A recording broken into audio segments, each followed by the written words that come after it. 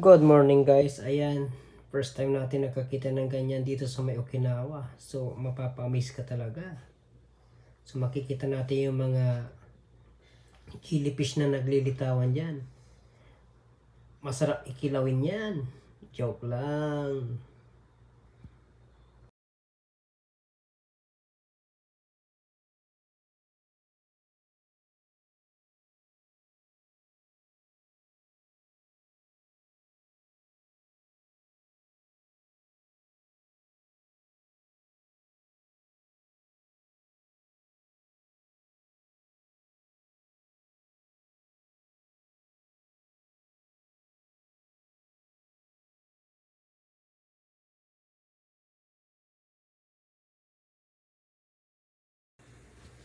So ayan guys, napunta naman ako sa may dakong ibaba. Abay nakakita ko ng ahas, ay hindi man lang nagalaw. Ay sos, gusto kong pagalawin, ipitiking ko muna yung bayag.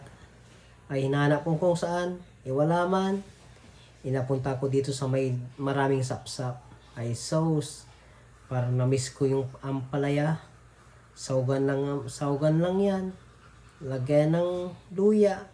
Ay sos, kay naman. Ay ito guys, dito man lang din ako nakakita ng ang daming isda na nagkukulay rainbow.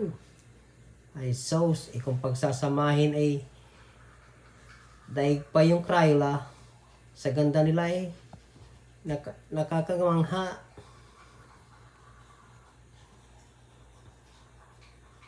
Ito naman guys, ay sos, alam mo ba yung parang tinusok lang? Kala ko hindi nagalaw. Pero napansin ko yung dalawa dyan ay nag-aaway. Ay ito pala ay ahas dagat din.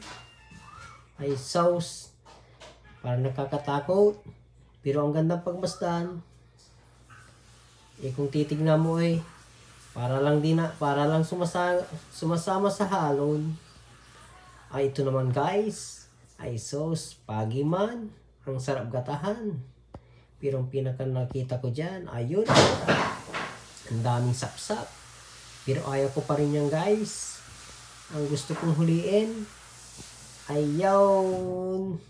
Hintayin nyo, ayan guys. Ay ang laking bangos.